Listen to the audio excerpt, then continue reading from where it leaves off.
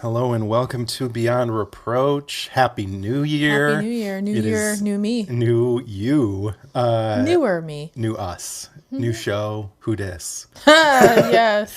This is Tux Lursel. This is Stephanie Domingo. We come to you from Bushwick, Brooklyn, where we record on land belonging to the Lenape Nation, a nation that is one of many still very much out here doing its thing, and we would like to acknowledge that. Yes.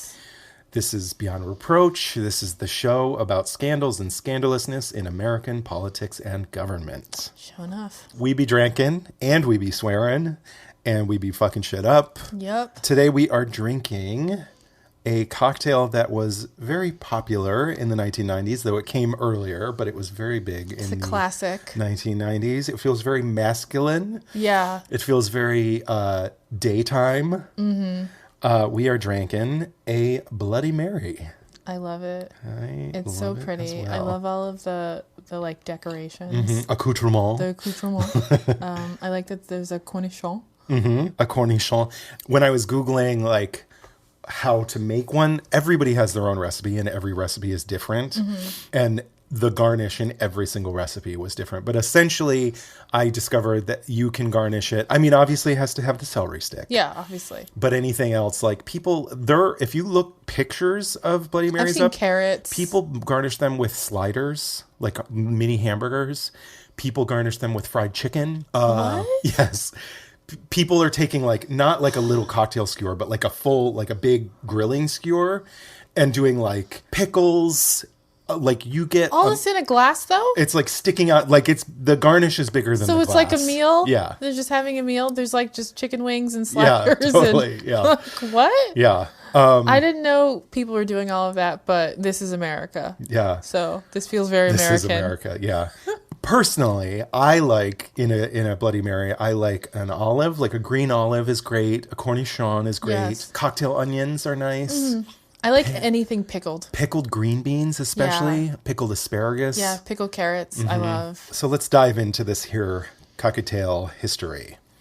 So as vodka was becoming more and more popular nationwide in the 1970s, pre-made Bloody Mary mixes started showing up on grocery store shelves, which help spread this cocktail to basically every corner of the country. And anyone knew, basically like after the 70s or 80s, everyone knew what a Bloody Mary was, even if they hadn't had one. By the 1990s, it was hard to imagine a time when they weren't popular everywhere and just sort of ubiquitous and popular in every different walk of life. Businessmen in expensive suits were drinking Bloody Marys in like fancy restaurants for lunch meetings at the same time that like 20-somethings were drinking bottomless brunches. You know what I mean? They remind me of airplanes. I see a lot of people drinking them in the morning. Yeah. On planes. Yeah, I always feel like, especially if you're like flying and you get on a flight that gives you free booze, I always feel like I want to drink it like 10 o'clock in the morning, but I never know what to drink because I'm not going to drink like whiskey at 10 a.m. Yeah. So Bloody Mary is the answer. I never thought about that. It is the answer. Yeah. Yeah. I've seen my mom order them in the morning on a plane. That's funny. The weird thing is, even though they were invented in the 20th century, the Bloody Mary has one of the haziest histories of any cocktail I've tried to research. How strange. There are so many different possible origin stories and like different possibilities of where the name came from or who came up with it originally. Wow. Where it was invented. Yeah. If you're on the Googles, the most common origin story that you're going to find is that they were invented by a bartender named Ferdinand Potatoe in the early 1920s at the famed Harry's New York bar in Paris. Legend has it that Potatoe invented the Bloody Mary because there were a bunch of Russians that were moving to Paris in the 1920s because they were fleeing the Russian Revolution, and they had a taste for vodka, which wasn't super common in Paris yet. Yeah. Potatoe found it flavorless, so he added tomato juice and some spices to kind of jazz it up a little bit. Interesting. I love it. Yeah. Some stories say that the name that he gave it came from the British Queen Mary, who the Protestants called Bloody Mary. Yeah. Other stories say that the name is reference to a famous cocktail bar in Chicago that was called the Bucket of Blood. I guess it had some kind of gangster element to it. I don't really know. I didn't look any further because this is a long story anyways. But either way, after Prohibition, Potatoe moved from France to the United States, and he brought the Bloody Mary with him to Manhattan, where he worked at the King Cole Bar in the St. Regis Hotel. For some reason, the management made him change the name from the Bloody Mary to the Red Snapper. Oh. So they were called the Red Snapper for a while. Okay. I guess the King Cole Bar has reopened, and you can go there now, today, and get a Red Snapper at the King Cole Bar. Wow, they still call it that. Yeah. Okay. But the name didn't really stick anywhere else. And as the popularity spread, everyone else was calling it a Bloody Mary. Yeah. In the 40s, Potatoe started adding even more ingredients to it to kind of spice it up a little bit. Hot sauce became a common ingredient. Horseradish, lemon juice, and celery salt became sort of standard issue for a Bloody Mary. His jazzed up, spicier version really caught on, and over the years it became a global sensation. Fun fact, Ferdinand Potatoe retired from the St. Regis Hotel in 1966, and he moved to Canton, Ohio. What? Yes. That's crazy. He used to... So he lived in Paris, then he lived in New York, and now he's in Canton, Ohio? Well, he's dead now, but yeah. That's so bizarre. I love that. I don't understand it. He used to do sort of like guest bartending spots at some restaurant in Ohio, but I looked it up, but it's not around anymore. So I was going to ask you if you'd ever eaten there, but that's so funny. My scandal intersects Canton, Ohio as well. Oh, that's so funny. Yeah. But so, yeah, while this story about Potatoe is one of the most common stories that you're going to find on the internet, that doesn't actually mean that it's true. At least not the whole thing. So there's Snopes for it? Yeah, not a Snopes, but I did find that a cocktail historian named Jack McGarry did a deep dive on the origins of the Bloody Mary and found out that it was most likely actually invented by an early Hollywood comedian named George Jessel. In his autobiography, Jessel said that he invented this cocktail in 1927 at a hotel in Palm Beach, Florida. Okay. He said that he and a buddy were trying to come up with a hangover cure when the bartender at the hotel reached behind the bar. This is a quote from his book. "Here, Georgie, try this," he said, holding up a dusty bottle I had never seen before it. "They call it vodka. We've had it for 6 years and nobody has ever asked for it." I looked at it, sniffed it. It was pretty pungent. "Hell, what have I got to lose? Get me some Worcestershire sauce, some tomato juice, and lemon. That ought to kill the smell." Oh, okay. Jessel was really a big fan of that tomato juice cocktail that I mentioned before. Mm-hmm. So he mixed this vodka with his tomato juice cocktail, added some spices, and he was tasting it. He and his buddy were really liking the taste when a socialite. What? A socialite. Okay, I'm just like, okay, go on, no. Socialist. A socialite, not socialist, distinctly different from a socialist, named Mary Brown Warburton walked in. "Here, Mary, take a taste of this and see what you think."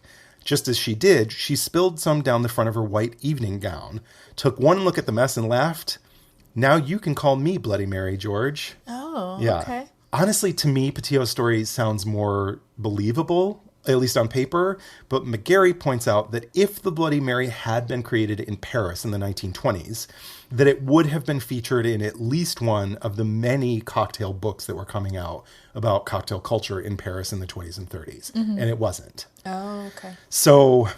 especially Harry's New York Bar was like really super famous, like total celebrity haunt. Yeah. So it would be really weird. Yeah, I was kind of surprised, Paris. Yeah. Seems so American. I know, yeah. Potatoe gave an interview to The New Yorker in 1964 in which he seemingly admits that Jessel's version came first. He said, "I initiated the Bloody Mary of today. Jessel said he created it, but it was nothing but vodka and tomato juice when I took it over." Okay. So he's saying like... I upgraded it. Yeah. I made it something new. Which is legit because it's always been evolving. Like I said, every recipe is different. Mm-hmm. One bartender, I read this thing, one bartender called it the meatloaf of the cocktail world. That is funny. Yeah.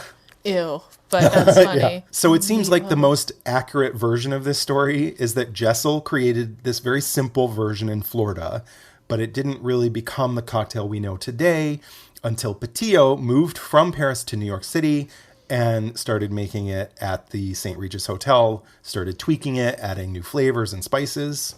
So that's how we got it. As for the celery stick garnish, Jessel and Potatoe have nothing to do with that. That most likely came from a restaurant in Chicago called the Pump Room in the 50s or 60s. But the celery stick garnish didn't appear in print in a recipe for a Bloody Mary until 1979. The only other thing I want to mention here is that horseradish somehow is a seemingly controversial ingredient. How? Most of my research says that Potatoe did use horseradish, at least at some point in his sort of experiments and tweaking. But a lot of Bloody Mary purists will not use horseradish and don't like it in a Bloody Mary. But I feel like it needs it. It needs it. Yeah, and I need that spice. I need that heat. Yeah, totally. There was hot sauce, but like it's not enough. It's not the same kind of heat.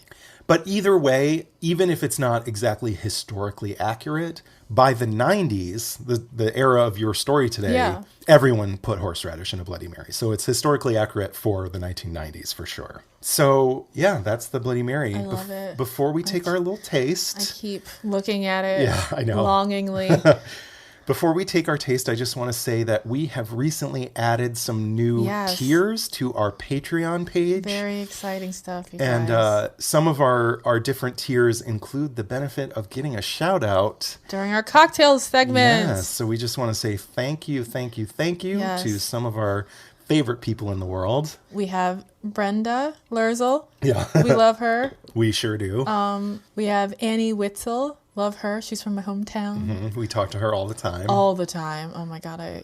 Like she found Not only is she from my hometown, we lived like 2 blocks away at one point. So wild. For like 3 years, we lived 2 blocks away. But you didn't know each other. She found you we went to different through schools. the podcast. Through the podcast, yeah. That's so wild. So weird.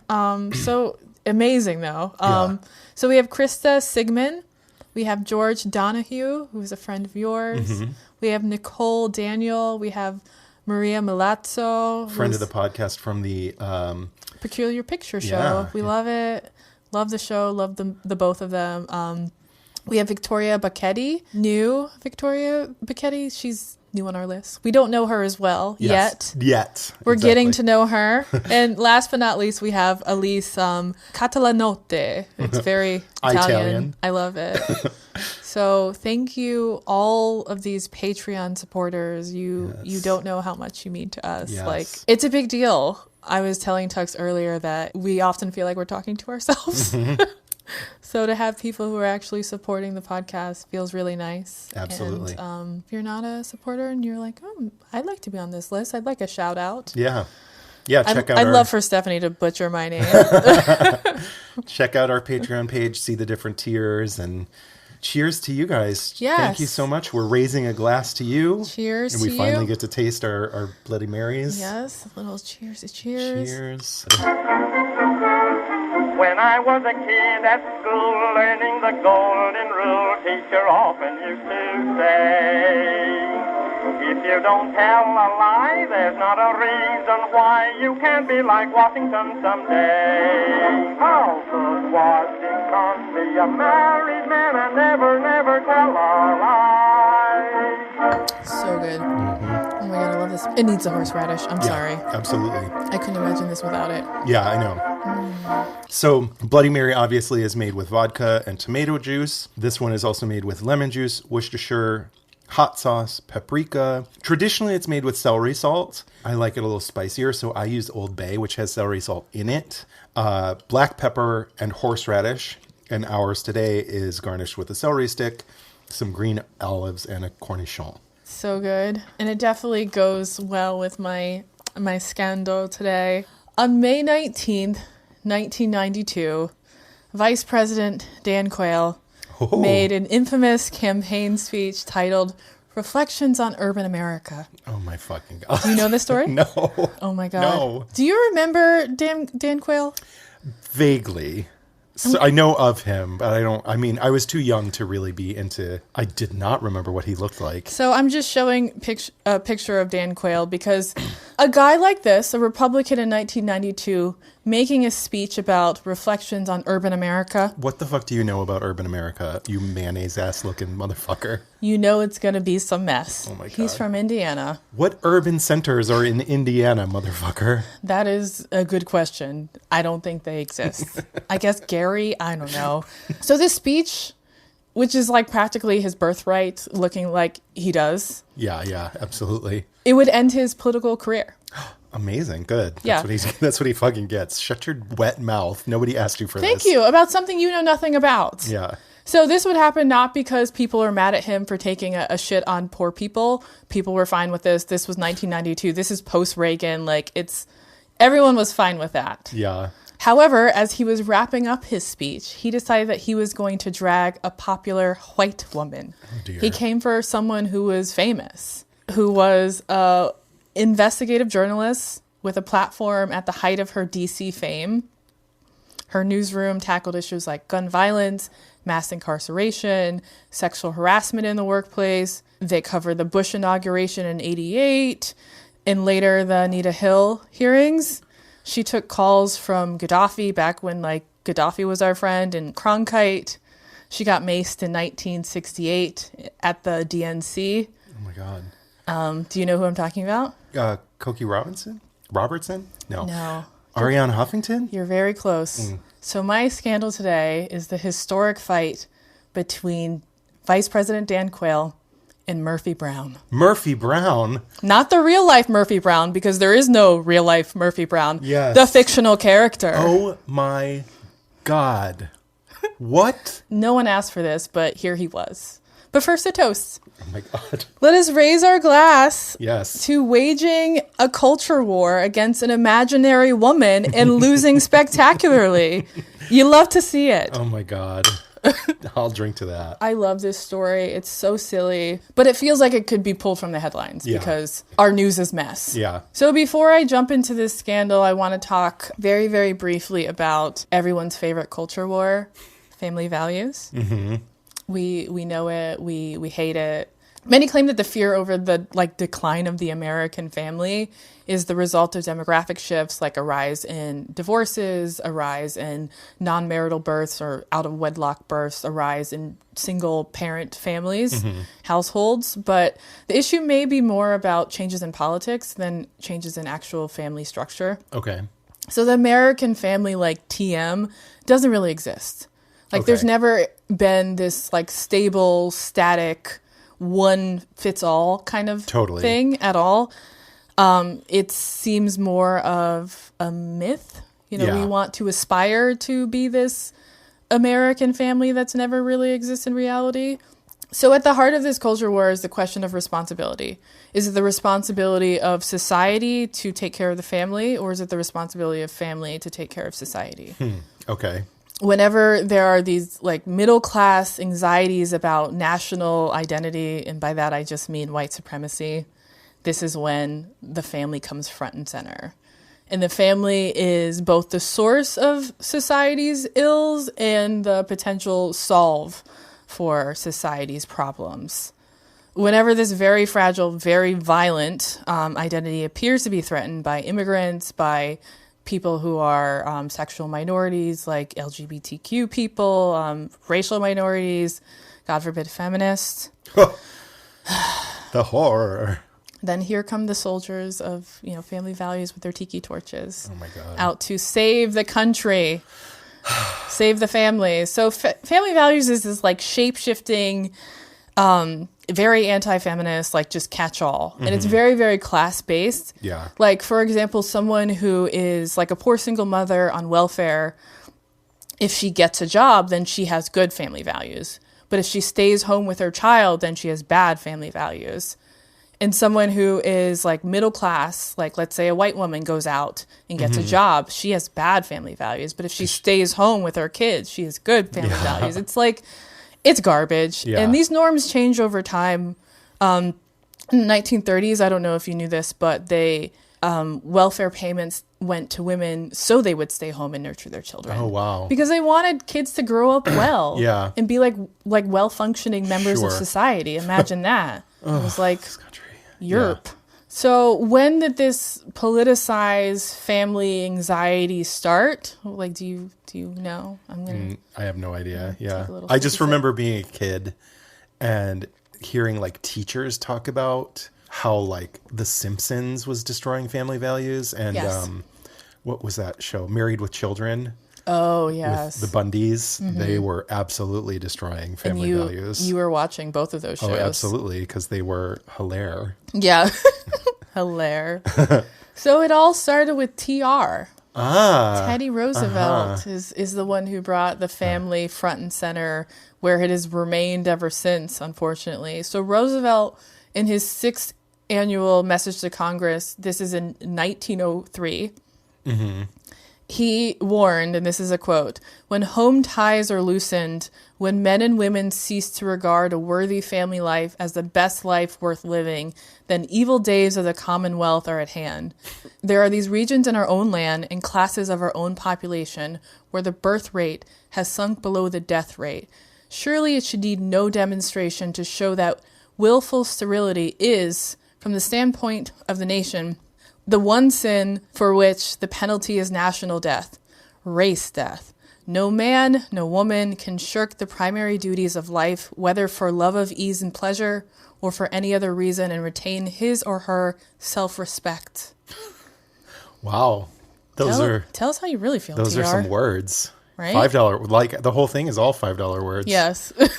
Wow. So fun to read. I bet, yeah. So in the progressive era, so things have kind of just like shifted back and forth with every like new political wave. So in the progressive era, the responsibility for the well-being of society swung back to the state because of the stock market. Like white middle-class people were starting to feel the suffering that was reserved for people of color, people who were poor, people, disabled, etc., single mothers. So, the state's like, no, we can't have that. We need to help them. During the Cold War, the relationship between the family and the state shifted again. The threats to national identity, they were no longer coming from white immigrants. Okay. Because they had, been absorbed into whiteness, Sure. taken their place in the hierarchy. And wasn't really coming from Black Americans either, because at this time, most politicians were supporting, or at least paying lip service to their civil rights against the Southern segregationists during this period. But the threat was now coming from communism. Of course. And from counterculture. And the hyper-capitalist nuclear family was the solution to all of this, to the Red Menace. So there were all these new tax breaks created for families. This is when, tax breaks for kids were coming online, mortgages for families. By the 60s, political sentiment shifted again with Lyndon Johnson's Great Society. Yes. We know how well that was received when the government started to take responsibility for its Black citizens as well. And we're kind of still dealing with the aftermath of that. Yeah. So during the run-up to the 1992 election, culture wars were alive and well. Good times. Yeah. Then President George H.W. Bush was regularly attacking his rival Bill Clinton as the epitome of just all of what was wrong with the 60s. He was talking about his youth, how he smoked pot, how he was like a womanizer, how he dodged the draft. Yeah. So in response, Clinton decides that he's going to also jump on the bandwagon of family values. He's going to bring out his Bible. He's going to use his Southern accent. And they just basically tried to out family values each other. Yeah, you got to play the game. It's stupid, but... Exactly. It is stupid, but you have to play it. Yeah. So enter a gaffe-prone Vice President Dan Quayle, who I thought prior to researching this story was kind of unfairly maligned in the press. Because I just remember all those hacky jokes from the 90s about... how dumb he is. And I'm not here defending this man or any man. I am me. I'm not built that way. It's not part of my ministry. But I will say, not everyone is smart. And that's fine. Should you be the second in line to be the president of the country? Okay. I see what you're doing there. And okay. Probably not. Yeah. Yeah, okay. You're right. I was just saying that, there's no shame in being, of lesser intelligence. However, what is shameful is that James Danforth Quayle, that's his name. Oh, my. Danforth. Okie doke. The product of white intergenerational wealth, obviously with that name. Clearly.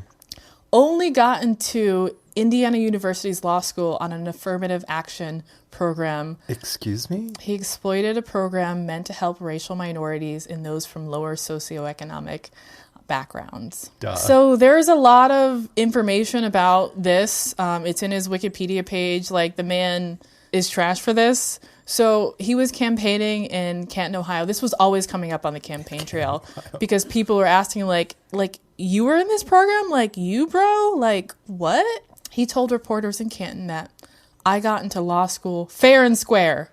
Okay. That's his defense. Like, bro. In what respect, Charlie? So was he like Elizabeth Warren? Was he saying that he was... No. Huh. He was just a rich white man getting into this program. It was just, it's just a coincidence that his great-grandfather gave a really big donation to the school around that time. No one should look into that. Who's to say if that had any influence?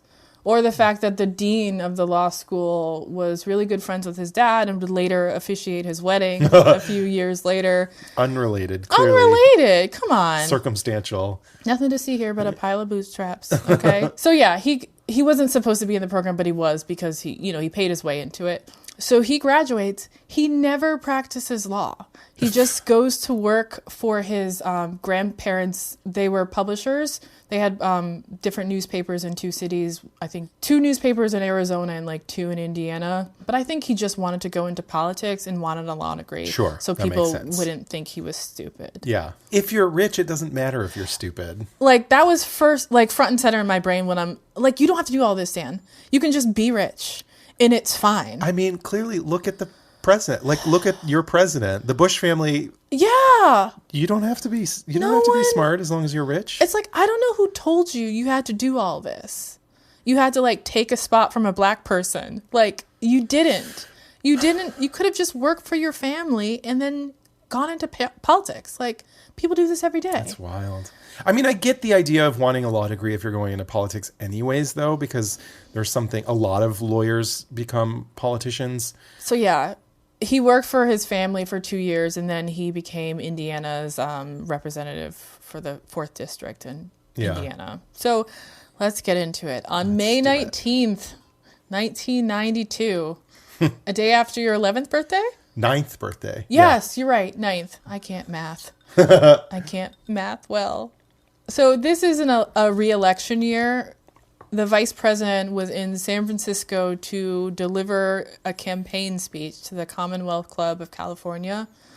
The LA riots happened weeks prior. Yes, in 1992. Yeah. Yep. For the purpose of this story, you just need to know that the protests began April 29th. The protests are very complicated. Tux and we've talked about maybe splitting it up because it's such a big topic. But for this scandal, you just need to know that there was a huge riot after the 4 cops for LAPD were acquitted for beating Rodney King on camera like the year prior. I'm actually going to talk about this a little bit in my scandal too. Oh, really? That's funny. Yeah. Oh, okay. Yeah, it's so funny that we're both doing scandals from 1992. Yeah, my story that I'm going to tell in 2 weeks is also from 1992. I love it. So weird. So Dan, he starts his speech in a very odd way, but it's Dan Quayle. Yeah. He's a weirdo. He's known at this point already for just saying weird things, like having gaffes all the time, like misspeaking. And just being generally awkward and weird. So he starts by saying, as you may know, I've just returned from a week-long trip to Japan. Dan, no one's checking for you like this. 0 people. Nobody gives is a half following a shit about the vice president. Nobody cares about the vice president. What? It's so confusing. Dan, haven't you seen Veep? No one cares about the vice president. He's acting like he hasn't seen Veep. Get with it. So he goes on. I was there to commemorate the 20th anniversary of the reversion of Okinawa to Japan by the United States, an act that has made a lasting impression on the Japanese. Just like what? A weird flex? Yeah. Of course the Japanese are going to remember the fact that the U.S. colonized one of their island for 27 years and actually held nuclear weapons on that island. Like, that wasn't traumatizing as fuck. Like, okay, Dan. This speech is very long. Whoever wrote it for him wrote way too many words. He says that when he was in Japan, the Japanese were asking about the LA riots, and he was struggling to explain it to them. They were saying, like, Is it a problem because you guys are so diverse, you're so multicultural? We in Japan, we are, almost a monolith. Like, that's why we don't have a lot of civil unrest. So this is a quote. I explain that our diversity is our strength. And I explain that immigrants who come to our shores have made and continue to make vast contributions to our culture and our economy. Nothing about Native people, nothing about enslaved people. Cool. Cool. It is wrong to imply that the Los Angeles riots were an inevitable outcome of our diversified society. But the question that I tried to answer in Japan is one that needs answering here. What happened? Why? And how do we prevent it in the future? One response has been predictable. Instead of denouncing wrongdoing, some have shown tolerance for rioters. Tolerance for rioters? Oh, God. I never. How about insurrectionists, though? Well, they weren't white, Stephanie. I know. What a stupid thing to say. I'm sorry. So he goes on. In a nutshell, I believe the lawless social anarchy, which we saw, is directly related to the breakdown of family structure, personal responsibility, and social order in too many areas of our society. So you completely missed the fucking point. What point? What, like... He can see no point from where he's standing. He went on for another, 2,000 words about just how terrible black people are and how, they need to find the bootstraps that he found to get ahead. In his daddy's bank account. Yeah. Jesus. So he goes on, there is no question that this country has had a terrible problem with race and racism. Had, past tense. Of course. The evil of slavery has left a long legacy, but we have faced racism squarely. Have we? In 1992? And we have made progress in the past quarter century. So he went on, it would be overly simplistic to blame this social breakdown on the programs of the Great Society alone, but he's about to. Oh my God. It would be absolutely wrong to blame it on the growth and success most Americans enjoyed during the 1980s. Most, but not... Success? Okay. You fuck. He goes on, the intergenerational poverty that troubles us so much today is predominantly a poverty of values. Are you fucking kidding me? It's a poverty of poverty, Dan. It's a poverty of poverty because people's po. Yeah, they do not have money, unlike you. I know that's difficult for you to understand, but not everybody came from a fucking trust fund and bought their way into college. Yeah. That program that you benefited from wasn't for you. It was for people who don't have money. Yes. He goes on, our inner cities are filled with children having children, with people who have not been able to take advantage of educational opportunities. Because you took their slot. Yes. Babies with having people, babies, you piece of shit. Yeah. This is the 90s. This is so 1992. Oh this God. is like we dug it up. It's a time capsule. He goes on, with people who are dependent on drugs or the narcotic of welfare. No, not the narcotic of welfare. Yes. This bitch fixed his face to talk about the narcotic of welfare. Some people say law and order are code words. Well, they are code words. Code words for safety, getting control of our streets, and freedom from fear. I cannot. So, et cetera, black on black crime, Jesus. plus another 1,000 words. But then he pivoted to Murphy Brown. Because out of all the TV shows in 1992 that you could attack, yeah, you're not going after fucking Married with Children or The Simpsons. No. It doesn't help matters when primetime TV has Murphy Brown, a character who supposedly epitomizes today's intelligent, highly paid professional woman, mocking the importance of fathers by bearing a child alone and calling it just another lifestyle choice. Okay. Mm-hmm. One sentence about a fictional white woman and all hell broke loose. After that whole speech, that's what people were upset about. Correct. A fictional white woman. She's glamorizing single motherhood. Okay, so that's why black people are poor. Because Obviously. TV is glamorizing single motherhood through a fictional rich white lady. It was one sentence in a speech that was just talking spicy and wrong about Black people. But this is the one thing that the media latched onto. I cannot. So I think this is a good place for a little break, C. I absolutely feel like need to you drink it, more cocktails right? after this. Oh my Right? Lord. We'll be right back.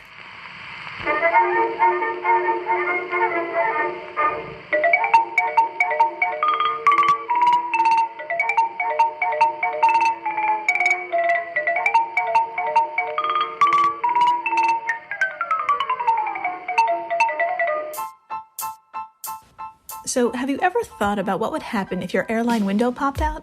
Or if you can build a jetpack using only machine guns. Well, we found out you could, but you really shouldn't. Hi, I'm Jill Chacha. And I'm Marissa Riley. Together, we have one comedy science-y show called, well, That's Interesting. It's for folks who like to learn about weird stuff, like how hair can grow between your teeth and what happens if the moon disappears. If you need a break from the world or need interesting stuff to bring up at a party when those happen again, come on by. Find Well That's Interesting wherever you listen to your favorite podcasts. Okay, we're back. We're back. Got new Bloody Marys. Yeah, we're going to get into this bullshit. I guess I'm glad that I wasn't as politically aware in the 90s. Well, I was 9 years old. You were 9 years old. Yeah. So, yeah, I'm glad I was not conscious either, because Yeah. what the fuck? Oh my God. I mean, things are horrific right now, obviously, but like the people's attitudes toward race and stuff have evolved so much in the last 30 years. Absolutely. Fuck shit's still happening, but at least people are starting to be outraged. Yeah. Like, no one had any problem with any of the things he said about Black people. Totally.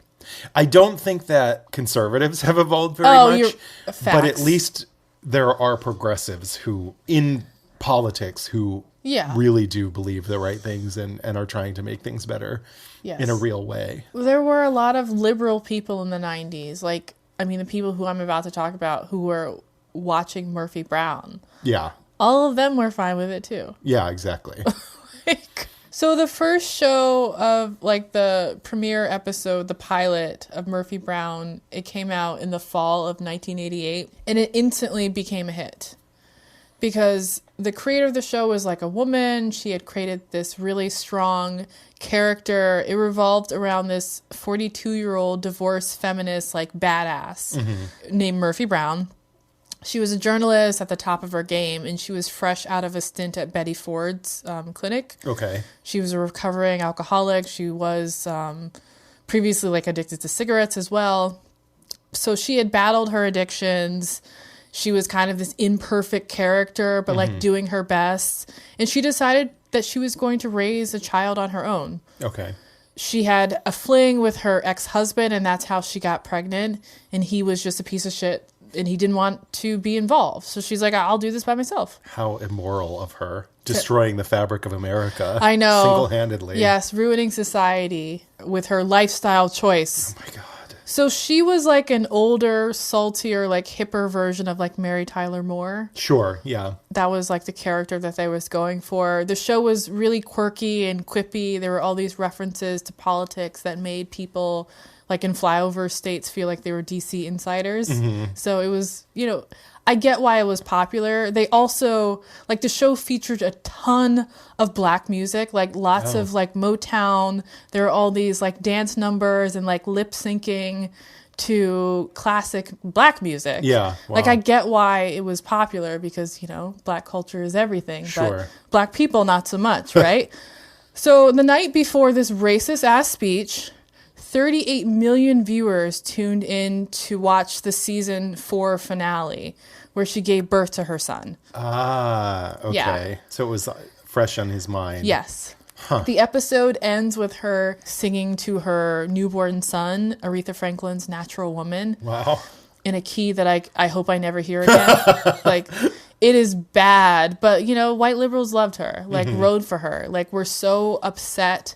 Like, ill word was said against her. I love that white liberals heard that whole ass speech. Correct. And that's what they were upset about. Yep. So Quayle's speech, that was called Reflections on Urban America. It was dubbed the Murphy Brown speech. Because he said one fucking word at the end of the speech. Yes. So there is a little to be said about this. Like, this show was there were lots of cameos. There were tons of actors and also real journalists stopping by the show. Wow. So there was this media kind of fixation with it. Sure. Because, reporters and people who were actual journalists felt like, oh, there's a show about us. Yeah. So totally. I think that definitely played into just blowing this thing into this big scandal that it never should have been. Yeah. So, the reaction was pretty swift. Later that day, President Bush was in Canada with the Canadian Prime Minister, just doing president shit. And he's being asked about Murphy Brown. And he's confused. I don't think this Murphy Brown one sentence was in the speech. I think he said this. I think it freestyled it. Yeah, I think it was top of mind. Again, I didn't read this, but it just seemed the reaction of the president, I think, showed me that, like, why would I need to be talking about Murphy Brown? Like, my vice president said what? So he told reporters no more questions about Murphy Brown. Because that's fucking dumb. Yeah. 1992 was a wild ass year. I'm going to talk a little bit about this in my story in a couple weeks. But, like, things were blowing up, and you're talking about what? Nothing. You're talking about a woman who doesn't exist. Wow. That's what you want to talk about. Yeah. It's so absurd. So the next day, the New York Daily News ran a headline that said, "Quayle to Murphy Brown, you tramp." All caps, exclamation point. That was a play on the Ford to New York Drop Dead. Oh, yeah. Which is also that was the Post. The Post. Yeah. Yeah. I thought it sounded a little familiar. Yeah. For people who aren't in New York, the New York Post and the New York Daily News, they're in like an unofficial competition with each other to see who has the most like ain't shit headline. And it's always very close because they're both doing the worst. Yeah. So Diane English, she is the show's creator. She issued a brief that read, if the vice president thinks it's disgraceful for an unmarried woman to bear a child, and if he believes that a woman cannot adequately raise a child without a father, then he'd better make sure abortion remains safe and legal. Excuse me. Yeah. Right? It later came out that Dan Quayle had never even seen the fucking show. Are you fucking kidding me? He had just heard about it because the show was always making fun of him. He's just salty. Yes. Diane English, who again is the show creator, she said, "We had done a Dan Quayle joke every episode. It was a mandate in our writer's room. The Dan Quayle joke in the birth episode had to be cut for time." Amazing. Amazing. So it's very possible, I think probable, that he just included this because his feelings were hurt. Yeah, he was feeling sad. Yeah. Feeling butthurt about being made fun of. And was totally. like, well, I'm going to tell you on a national stage. Mm-hmm. So sensitive. And yet we're the emotional ones. Exactly. Okay, go off. Okay, girl. So the White House, they tried a variety of responses. Like, everyone involved in this press release should be fired. So at first, they said that they praised Quayle for his stance against what they called the glorification of single motherhood. Oh my God.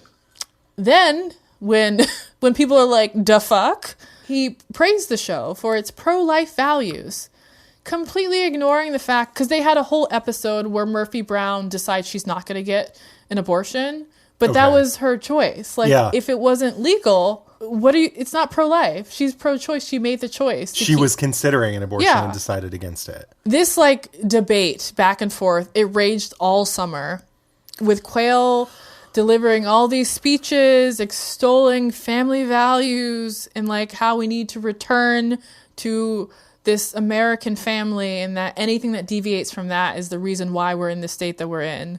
Trash. He's on the campaign trail, so he always has a stupid mic in front of his face, and he is just going off. Wow.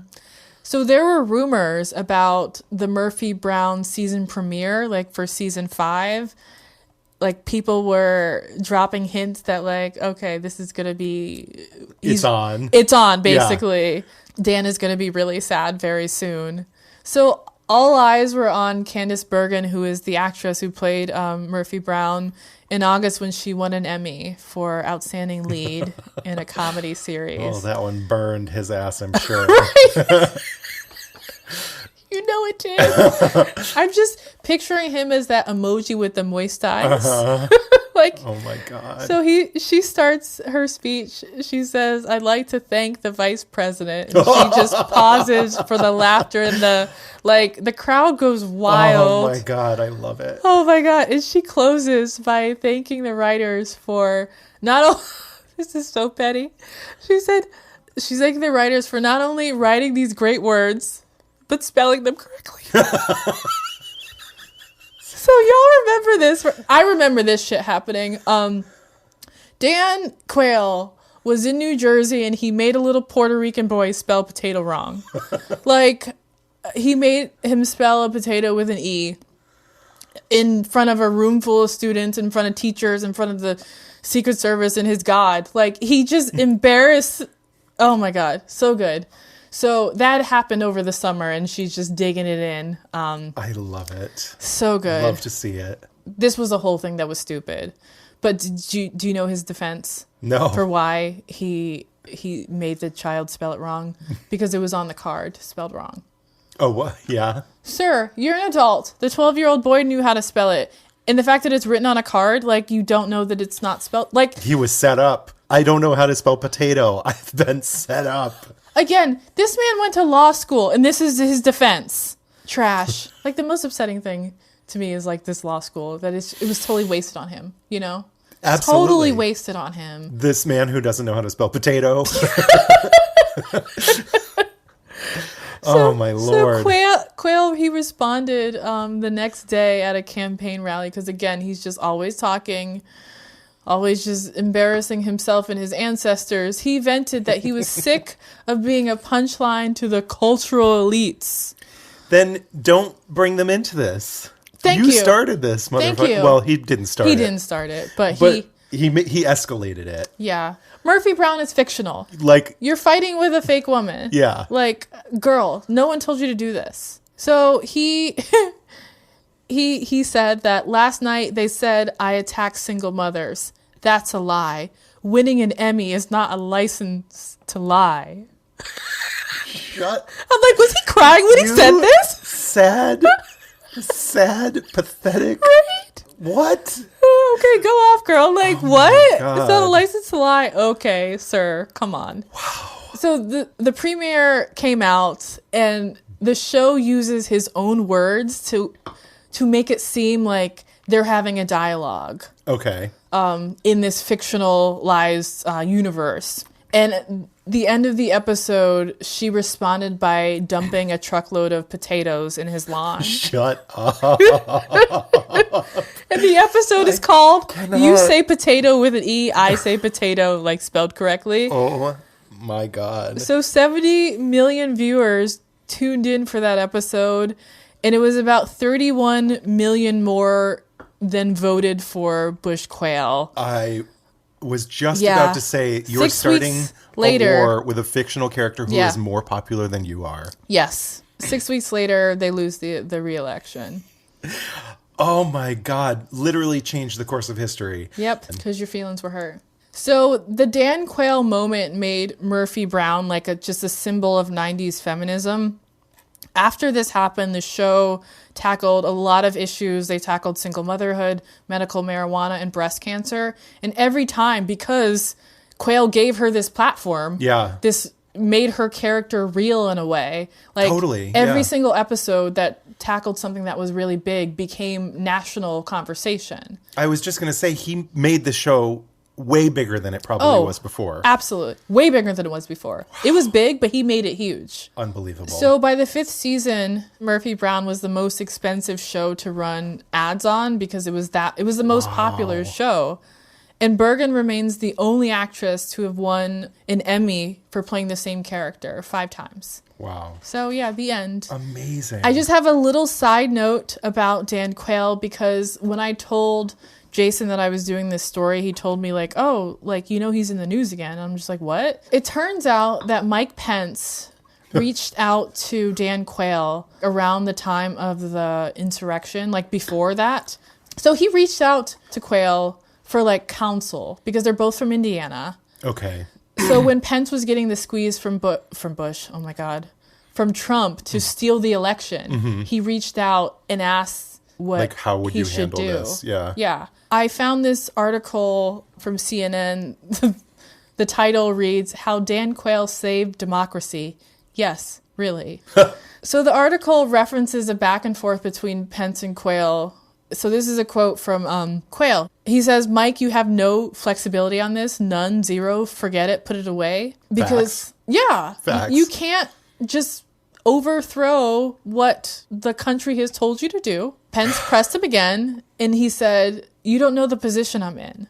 Because he's getting the squeeze from Trump. Sure, of course. And he says, I know the position you're in.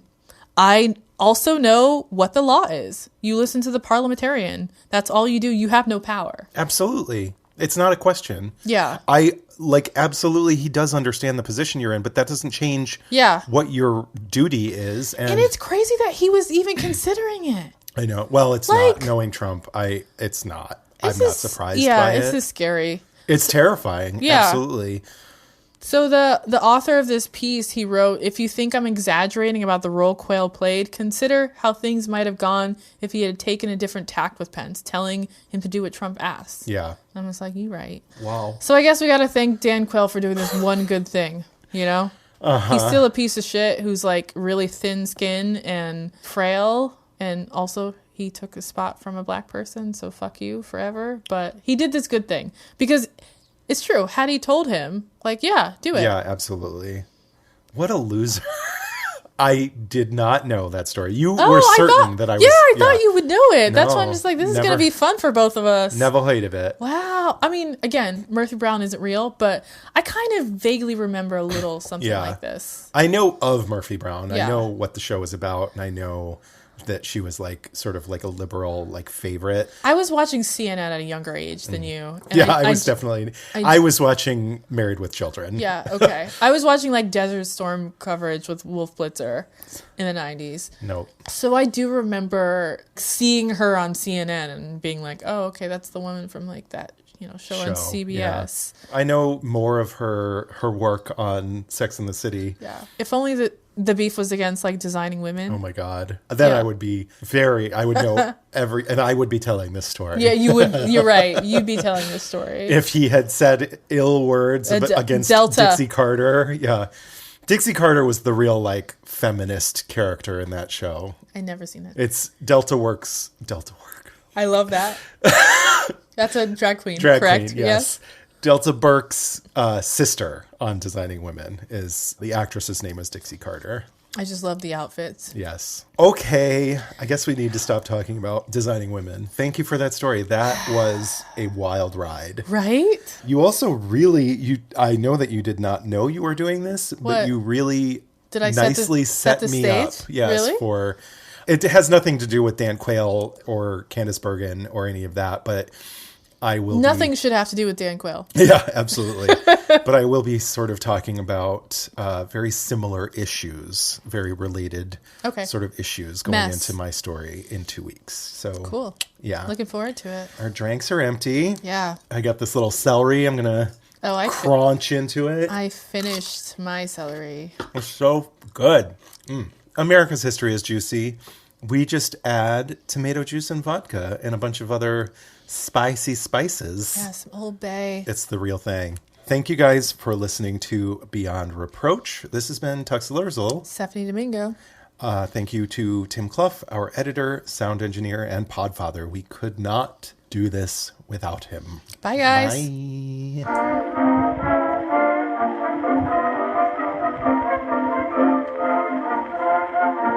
Beyond Reproach is proudly recorded in Bushwick, Brooklyn on land belonging to the Lenape Nation. Please note that we are not historians, we're just a couple of drunks who never shut up and love history. A full list of all source information can be found in the show notes on our website. Please take a moment to rate, review, and subscribe. And remember that written reviews are especially important. If you like us, please do one of two things. Leave us a review on Apple Podcasts, or send this episode to a friend, family member, or someone who you think would be into it. Don't forget to follow us on social media, and make sure you follow us on Instagram because we post our cocktail recipes the Thursday before each full episode. Please drink along with us if you are not driving. We also have a shop at beyondreproachpod.com. Get your merch, brand yourselves, and we have exclusive content on Patreon where you can directly support the production of our show.